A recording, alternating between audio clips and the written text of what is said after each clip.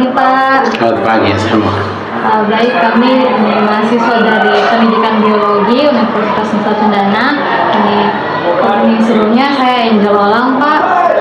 Saya Clarista Makeva. Saya Kartina Nomor. Saya Chandra Dinis.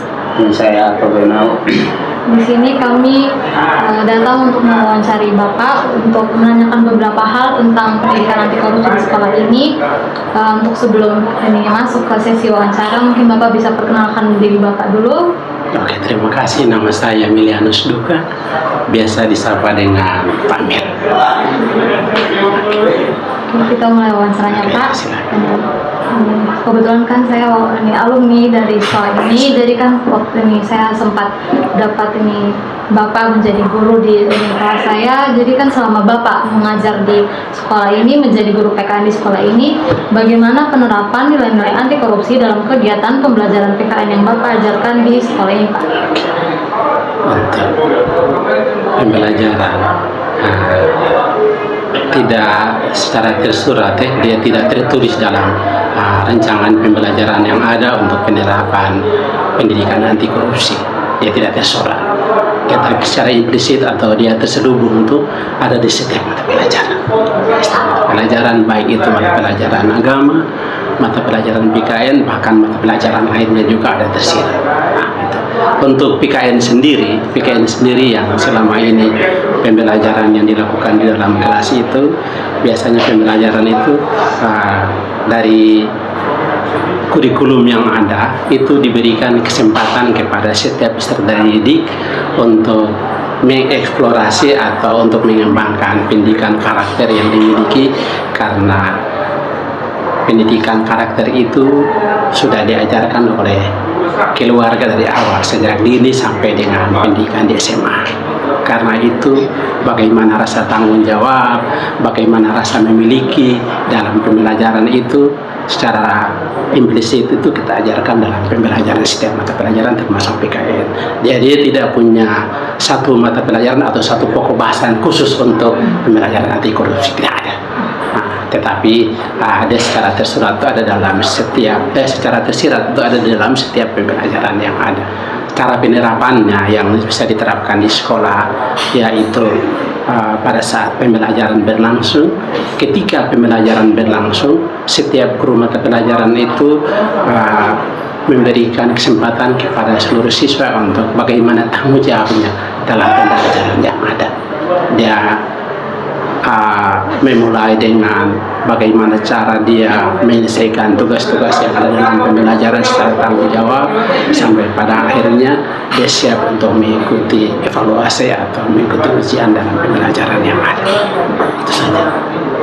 Baik Pak, berikutnya menurut pengamatan Bapak sebagai guru PKN, apa saja budaya atau kebiasaan siswa yang melanggar nilai-nilai anti korupsi begitu Pak?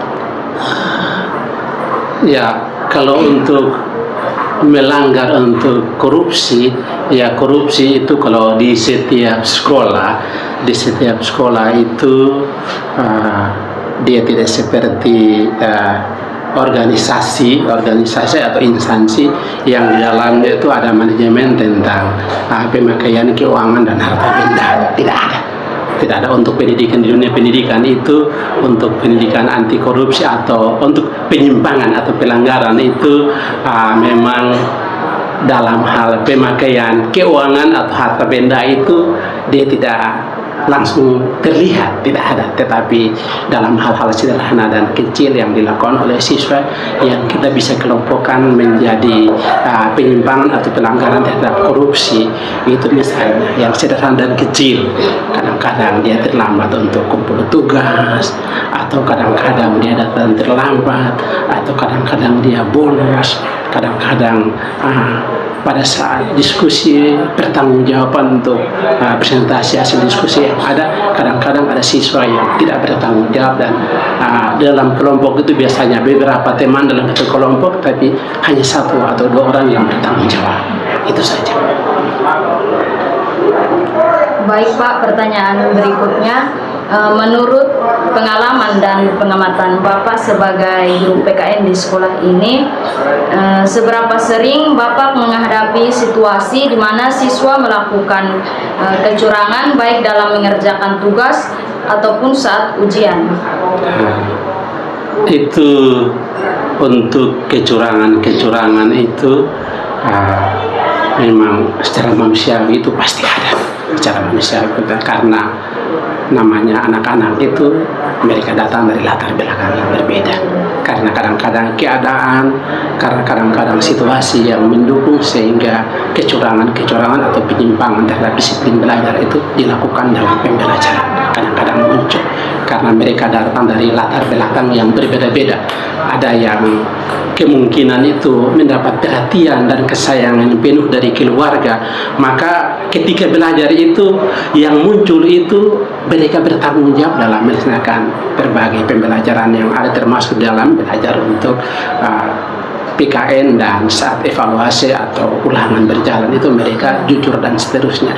Tapi ada keluarga yang kadang-kadang orang tuanya karena sibuk dengan pekerjaan dan sibuk dengan berbagai kebutuhan keluarga yang ada, sehingga anak kurang dapat perhatian di rumah, dia cari jalan sendiri untuk bagaimana memenuhi kebutuhan sendiri, atau bagaimana cara dia mencari cara untuk belajar mencapai masa depan, sehingga ketika terjadi pembelajaran di kelas, maka pada saat ulangan-ulangan berlangsung, kan dia sudah biasa cari cara untuk mendapat sesuatu yang baik, dia punya cara, sehingga itu bisa terjadi. Tapi tidak semua pembelajaran itu terjadi penyimpangan, tidak semua. Mungkin kadang-kadang dia muncul seperti itu, tapi kalau sudah muncul pasti Bapak Ibu guru yang bertanggung jawab tetap kasih ingat, tidak membiarkan itu, tetap kasih ingat, tidak boleh ini, dan seterusnya. Kalau mau supaya berhasil dari awal itu jangan membuat kecurangan, jangan melakukan penyimpangan, karena kita punya disiplin belajar. Mulai dari waktu nona ada kita punya poin itu penyimpangan, dia mulai dari pelanggaran yang kecil poinnya 5 sampai pelanggaran paling besar itu poinnya 100. Itu semua etika tata tertib sekolah itu sudah dalam depo poin memang. Jadi poin pelanggaran yang terlalu besar berarti langsung pada saat itu langsung dikembalikan kepada orang tua. Tapi poin pelanggaran yang kecil itu akumulasinya dimulai dari poinnya 5. Misalnya dia lupa piket, atau tidak kerjakan piket, atau tidak kumpulkan tugas dan sebagainya. Poinnya mulai dari yang kecil, tapi akumulasinya dia sampai 100, otomatis dia dikembalikan kepada orang tua. Itu bentuk pelanggaran atau penyimpangan yang terjadi dan sanksi yang diterapkan di kita punya sekolah selama ini seperti itu. Baik Pak, pertanyaan berikutnya, bagaimana tindakan Bapak sebagai seorang guru dalam menangani siswa yang ketahuan menyontek saat ujian maupun mengerjakan tugas? Ya. Biasanya yang namanya guru, dia posisinya sebagai, selain dari guru, dia juga punya menggantikan peran orang tua di sekolah. Jadi saat anak melakukan penyimpangan dan kesalahan itu tidak langsung kontak, stop, berhenti, dikembalikan, tidak, ada prosedurnya itu biasanya itu dimulai dari pendekatan dan teguran secara persuasif atau pendekatan secara pribadi untuk bagaimana kasih kesempatan itu anak untuk dia sendiri mengevaluasi dan introspeksi. Dia pada akhirnya dia sadar bahwa yang dia buat itu salah dan keliru, dia salah. Dan kalau memang anak-anak yang bertanggung jawab, dia tidak akan mengulang lagi, tidak mengulang. Jadi pada saat satu kali kesalahan, kalau sudah ditegur, kemudian dia tidak akan mengulang kesalahan yang sama. Mungkin kesalahan lain lagi, tapi kadang-kadang itu kemungkinan kecil. Tapi kalau seperti yang tadi saya katakan, anak-anak yang sudah mandiri dari awal untuk mencari kesempatan mendapatkan sesuatu karena kurang perhatian dari orang tua dan seterusnya, itu biar sudah ditegur, dimarah dan seterusnya, dia tetap cari celah untuk bagaimana mendapatkan sesuatu yang baik, yang menurut dia itu yang penting dia dapat hal yang walaupun caranya keliru dan salah, melanggar peraturan sekolah sampai yang berdampak paling fatal, itu dia dikembalikan atau dikeluarkan dari sekolah. Ya, kalau sudah terbiasa itu dia akan lakukan itu. Tetapi di sekolah kita untuk penyimpangan dan pelanggaran seperti itu sampai saat ini belum pernah terjadi. Jadi ketika dia nyontek atau ketika dia melakukan penyimpangan dan kesalahan, langsung dikembalikan ke orang tua. Dalam hal ini dikeluarkan dari sekolah, itu belum ada. Tetapi ada prosedurnya seperti tim item-item poin yang tadi yang saya sudah bilang, mulai dari poin yang terkecil, akumulasi sampai yang terbesar. Kalau sudah 100, baru langsung dikembalikan pada orang tua. Apalagi? Baik, Bapak, ini pertanyaan berikutnya. Seperti yang biasa Bapak ajarkan kepada siswa-siswa Bapak dalam pelajaran PKN, tanpa disadari seringkali termuat nilai-nilai anti korupsi seperti jujur, disiplin, bertanggung jawab, mandiri, dan nilai anti korupsi lainnya. Menurut Bapak, apa saja tantangan yang Bapak hadapi sebagai seorang guru yang harus menjadi teladan dalam menanamkan nilai-nilai anti korupsi kepada siswa-siswi Bapak? Tantangan yang paling saat ini itu tantangan berbagi informasi lewat medsos. Itu jujur, informasi lewat medsos itu tantangan yang paling utama bagi setiap orang tua termasuk guru. Misalnya ada hal-hal tertentu yang guru belum sampai di situ, tetapi anak-anak kan mereka melek iptek, dan mereka sudah tahu lebih dahulu tentang itu. Itu tantangannya. Kadang-kadang hal positif yang diinformasikan dalam pembelajaran. Contoh sederhana, pada saat pembelajaran dikasih kesempatan untuk mereka akses internet. Tetapi ada yang iseng, akses internetnya bukan masuk materi yang disampaikan, tetapi mereka akses ke situs yang lain. Nah, yang seperti itu ya memang tidak sering ketahuan, tapi namanya manusia itu pasti muncul. Manusia itu pasti muncul. Jadi ketika ada iklan yang muncul, ya karena rasa ingin tahu tuh dia akses ini, akses itu, akhirnya terbengkalai dia punya pembelajaran saat itu. Tapi tantangan yang dari secara pribadi itu ya mungkin sebagai guru ya jujur untuk ilmu pengetahuan dan teknologi ini kan dalam hitungan detik kan dia berubah dengan cepat toh. Jadi pembelajaran untuk kuasai IT itu penting, itu bisa juga itu penting, sehingga di saat kita memberikan larangan atau kita mengingatkan kepada hal-hal tertentu yang tidak boleh anak jangan akses, jangan masuk ini, kita sudah lebih dahulu di sana, sehingga ketika ada hal tertentu yang mereka lakukan yang menyimpang, oh berarti ini akan ada penyimpangan, kita cepat untuk kembalikan mereka kepada hal-hal yang baik dan positif. Itu tantangan. Jadi misalnya tentang perkembangan IT, iya jujur saja ada anak yang datang sekolah bawa 2-3 HP. Di saat misalnya tadi ulangan, satu di atas meja, tapi 2 kan dia ada pegang. Nah kalau misalnya kita lengah, berarti dia bisa gunakan yang 2 yang masih di tangan itu, atau laptop yang di atas meja untuk ulangan, tapi HP kan ada di tangan dengan alasan dia hotspot. Jadi kalau misalnya kita juga jeli, kita akan tahu itu. Atau tentang perkembangan informasi dan teknologi, ada materi-materi terbaru yang kita harus tahu supaya kita kembangkan dalam pembelajaran. Tetapi kadang-kadang karena kesibukan, kadang karena kebutuhan dengan keluarga dan seterusnya, materi-materi tersebut mungkin belum sempat dilihat. Tetapi ketika dalam kelas dia muncul dalam diskusi.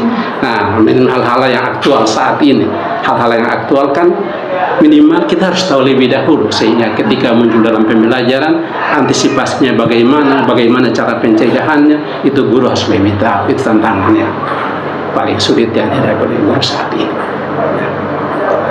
Baik Pak, pertanyaan berikutnya, apakah sekolah memiliki program khusus atau kegiatan yang mendukung penanaman nilai-nilai anti korupsi?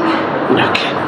Program khusus, ya kita punya sekolah tidak punya program khusus, tapi dia secara implisit termuat dalam kurikulum yang ada, dan biasanya itu ada pembinaan tentang anti korupsi yang dilakukan oleh lembaga-lembaga terkait. Biasanya ada pembinaan dari pemerintah itu dalam bulan-bulan tertentu, itu kadang-kadang ada pembekalan untuk pendidikan anti korupsi, bahkan tentang kesadaran berpolitik. Dalam hal ini diajarkan kesadaran berpolitik, berarti dia tersedia di dalam untuk jangan korupsi dan seterusnya. Itu biasanya begitu. Terus dalam disiplin berlalu lintas itu sekolah tidak punya program khusus, tapi biasanya itu dari pemerintah langsung datang bekerja sama dengan sekolah untuk memberikan didikan dan begitu. Tetapi pengalaman kita punya pengalaman sekolah sebelum Nona barangkali yang sekolah di sini, dulu kita punya sekolah itu punya kantin kejujuran. Nah, kita punya sekolah kan punya kantin kejujuran. Itu tempatnya di depan sini, di depan ruang bika. Kita punya kantin kejujuran itu sekolah siapkan semua kebutuhan siswa dalam kantin kejujuran itu. Etalase disiapkan, semua fasilitas siap di dalam. Jadi siapa yang mau belanja datang ambil itu, entah itu minuman atau makanan ringan atau semua yang ambil dan sendiri masukkan uang dalam kotak yang ada, kembaliannya ambil sendiri. Tetapi dia berjalan hanya sekitar 2 tahun karena dalam pelaksanaannya ada banyak kerugian yang dialami oleh pihak sekolah. Padahal kantin kejujuran itu bagus. Disiapkan semua kebutuhan anak di situ, sehingga mereka tidak, ketika istirahat mereka tidak belanja kemana-mana lagi, tidak keluar lagi. Harga sama seperti harga-harga yang ada di kios, malah ada yang lebih rendah karena belinya langsung dari produsen. Jadi harganya malah ada lebih rendah. Tetapi kantin kejujuran tidak bertahan lama waktu itu. Dia bertahan hanya 2 tahun. Waktu itu kepala sekolahnya Pak almarhum Muksin Talib. Mungkin Nona tidak tahu karena waktu itu Pak Makse. Sebelum Pak Makse itu almarhum Pak Muksin Talib yang kepala sekolah di sini.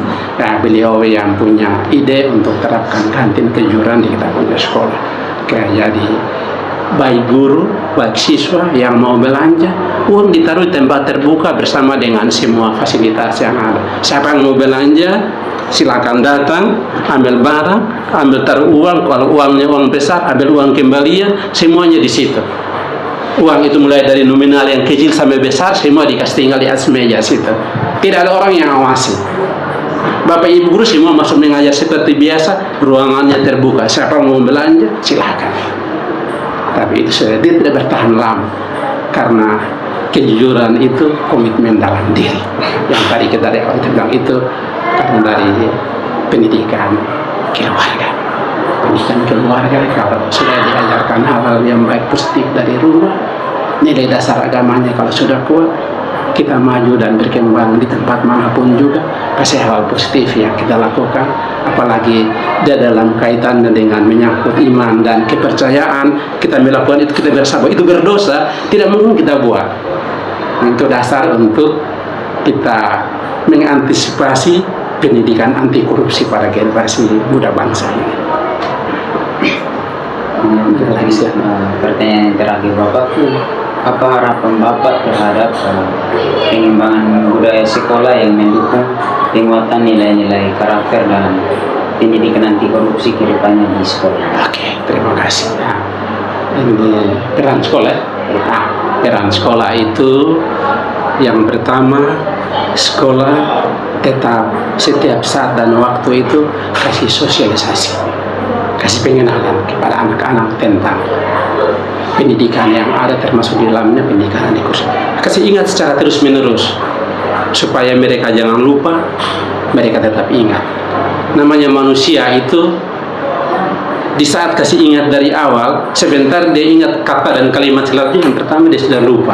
Jadi kewajiban kita sebagai orang tua atau sebagai pendidik tetap kasih ingat secara terus-menerus kepada anak-anak. Ingat secara terus kepada anak-anak supaya tentang hal-hal kebaikan yang sudah ada dalam diri mereka itu jangan luntur dan jangan pudar. Tidak boleh. Bila perlu mereka kembangkan secara terus-menerus sesuai dengan mereka punya bakat minat talenta yang mereka miliki. Ini hari mereka bawa rumah dari satu, ya sekolah kembangkan supaya besok mereka tamat ya lebih dari satu. Jangan satu bakat hilang dari mereka. Itu harapan sekolah seperti itu. Itu yang pertama. Yang kedua, untuk pendidikan anti korupsi yang sekolah kembangkan selama ini itu seperti yang kita kerjasama dengan lembaga-lembaga pemerintah yang ada lewat hubungan masyarakat.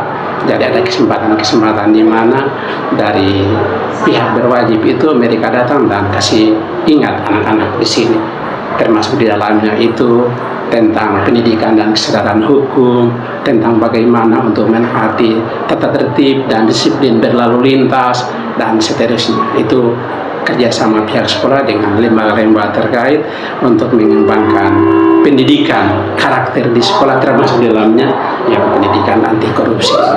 Dan yang terakhir, kalau memang anak tetap melakukan pelanggaran dan penyimpangan secara terus-menerus, kita jangan lupa peran kita sebagai bagian dari orang tua.